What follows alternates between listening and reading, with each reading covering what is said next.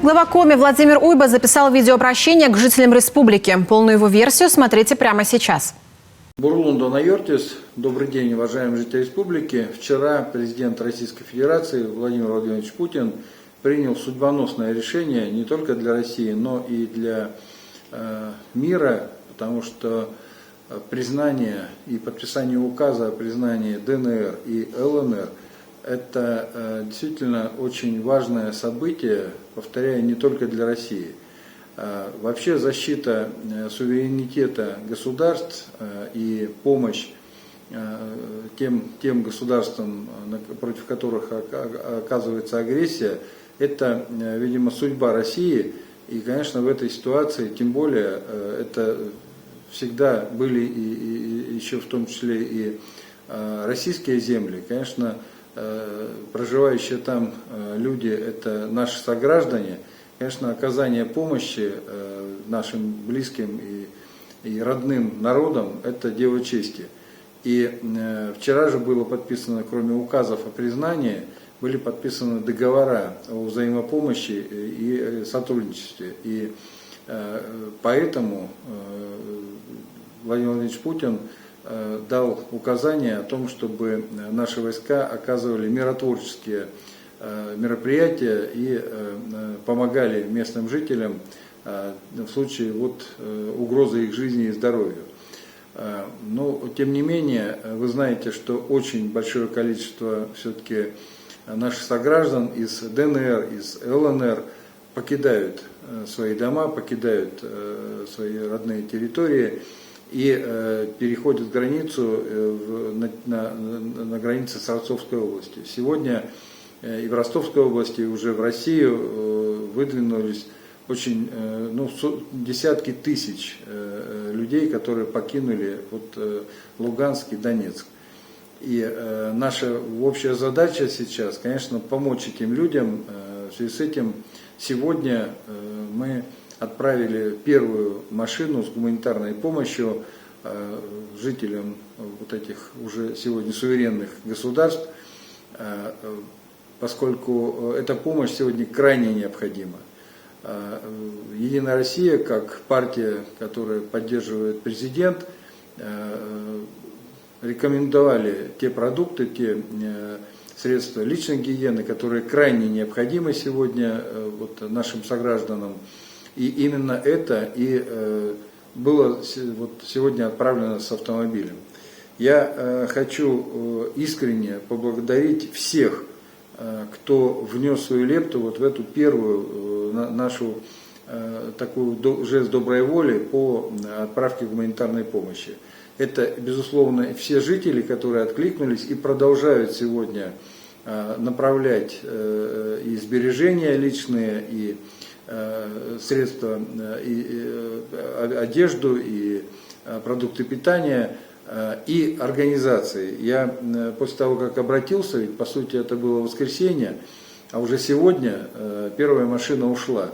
Очень много откликнулось организаций, это и птицефабрика Зеленецкая, и ООО «Исток», Д – это ООО «Эколайн», это акционерное общество «Сыктывкар Тисью Групп», это ООО «Сыктывкар Хлеб», это акционерное общество «Коми Тепловая компания» и многие-многие другие.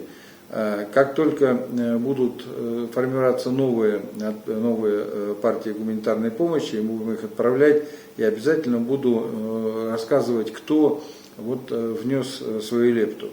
Еще раз хочу всех поблагодарить, потому что пункты сбора гуманитарной помощи сегодня практически как только были открыты на площадках Единой России в республике, сразу стали наполняться, как правило, это, конечно, дарами и то, что несут именно простые жители Республики Коми. Огромное вам за это человеческое спасибо. Нисколько не сомневался, что именно так и будет, потому что мы своих в беде не бросаем.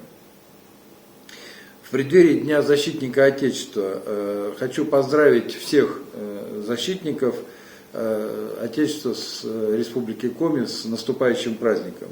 В нашей стране из поколения в поколение передаются славные традиции воинства, братства, безмерное уважение к воинам, павшим при защите нашей Родины, и, конечно же, к нашим ветеранам. Ну, День защитника Отечества для многих стал днем действительно настоящего человека, настоящего мужчины, на плечах которого лежит ответственность и за страну, и за дом, и за свою семью. Ну и, конечно, это праздник всех, кто трудится на благо нашего Отечества, и большого России, и малой нашей Родины, Республики Коми. От всей души желаю всем защитникам Отечества и, конечно же, нашему тылу, нашим семьям здоровья, радости и мирного неба всем нам. И эпидобстановка. Мы немножко снизились. За сутки у нас выявлено 1821 случай заболевания ковидом. Вы помните, что вчера было 2036 случаев. И при том, что снижается заболеваемость Сыктывкаря, начинает расти заболеваемость в муниципалитетах. Это Инта, Иусинск, Печорский район, Воркута. В связи с этим, но все-таки хочу сказать, что действительно заболевание протекает у большей части людей в легкой и средней тяжелой форме, поэтому выздоровело на сегодняшний день очень хорошее число, 2612 человек, и это очень хороший прогностический признак. При этом, тем не менее, все равно, вот в тех муниципалитетах, где начался рост, мы дополнительно открываем койки. И за сутки мы открыли дополнительно 76 коек, это в основном Нижпогост, Сысольский ЦРБ, Печорская ЦРБ. И по цифрам сегодня у нас развернуто 2445 коек, а занято 1953 койки. Все равно стараемся держать разрыв. Ну и по заболевшим, вот из сегодня 1821 человек, у нас привитых, ну опять же, меньше, практически, чуть больше, вернее, 2%, 95 человек, и они в основном все болеют легко, то есть 80 человек из 95 на амбулаторном лечении. По умершим, к сожалению, у нас сегодня умерло 17 человек, это очень много, и среди них есть один умерший привитой, но, к сожалению, человек страдал очень большим количеством заболеваний, с тяжелым инсулинозависимым сахарным диабетом, поэтому, к сожалению, человека спасти не удалось, но снова и снова подчеркиваю, что все-таки 99,9% умерших это не привитые люди. Поэтому нужно присоединяться к тем, кто уже вакцинировался. У нас каждый день число растет. Сегодня уже это 422 867 человек, ревакцинированных 83 057 человек.